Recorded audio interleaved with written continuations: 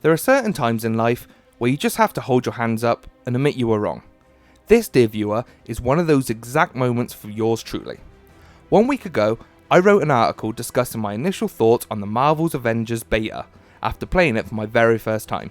You can go over to respawning.co.uk to check it out for yourself, but it was not nice. Words like bored, disappointed and crappy were all thrown around with anger while I claimed I would no longer be buying the upcoming Square Enix game. So, it's 1 week later and the beta was once again open, so I thought it was only fair to give the game another crack, especially given that I never gave Iron Man or Black Widow a proper chance to impress me. I started again from scratch at the Golden Gate Bridge and at first thought I might have been a bit harsh, but overall I was still let down by its repetitive nature and dull locations. However, this time I was more forgiving of the lack of story now that I've accepted that the beta won't be giving us much narrative at all. Once I'd reached the war table, I made sure to lower my expectations as much as possible, given that it was at this point I gave up on my first playthrough. I tried jumping in as Iron Man, and to my surprise, I really enjoyed his gameplay. It's surprising that in the opening mission, they decided to highlight the worst parts of using Iron Man, because once you actually get him on the ground, he's a lot of fun to use. The Hulkbuster in particular is a great touch. Being able to switch between essentially being the Hulk and then flying away and taking out drones and enemies from a distance meant that I'd found my new favourite character to use. Yeah, obviously. Figured I'd let you catch up. Whoa! This just got a whole lot more interesting. Let's make this quick. Where? Unfortunately, the fun of using Iron Man didn't make up for the boring, yes, there's that word again, but hear me out, the boring missions on offer at the war table. I found myself uninvested again, pretty quick, and ended up switching it off for what I thought would be the last time. That was until I received a message from my little brother Matt asking if I wanted to give the multiplayer a go. After only committing to one quick mission, I was more surprised than anyone else to find that we'd sunk in a couple of hours into mindlessly taking out waves of enemies and protecting points here, there and everywhere. All of a sudden, there was fun with the most simplest of actions. Matt would call me to check out his new elbow drop that he had just unlocked for his Hulk, while I'd mock him for not being able to reach a chest that I could easily fly to as my Iron Man.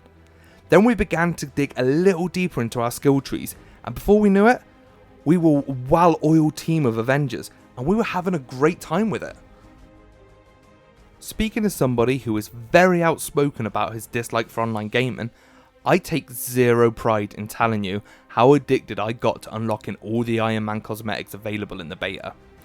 I'm usually fully against grinding for silly outfits, but when that grinding involves blasting enemies with repulsor blasters, and those outfits are classic Marvel Iron Man suits, well, you can just go right ahead and call me a big old hypocrite.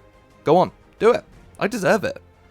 Like any mature adult making an apology, I will first point out what I was right about before admitting to any wrongdoing. These missions are still repetitive and lack any proper narrative. The game also lags pretty bad when there's too much action going on. At one point, I'm pretty sure I was down to about 15 frames per second. There's also no way in how that this game passes an 8 out of 10 for me come launch, due to the reasons mentioned above and in my last article. And it certainly won't be in my Game of the Year discussions either, especially when competing against the likes of The Last of Us Part 2 and the Final Fantasy VII Remake. Despite all this, however, me and Matt were still having a ton of fun. And isn't that all that matters? I can't deny that I have the itch to boot this game up again this coming weekend for the last open beta before launch. I mean, after all, I still need that intergalactic rare outfit for my Iron Man. Son of a... Have you all completely lost your senses? What? Where were you while the world went to hell? This is our fault. All of ours. So here we go. The moment you've all been waiting for. I'm sorry, I was wrong. No, Marvel's Avengers won't be a 10 out of 10 classic, but it's not trying to be. And it's unfair to start comparing it to the likes of Spider-Man on the PS4 and Rocksteady's Arkham games when it's not trying to be either of these things.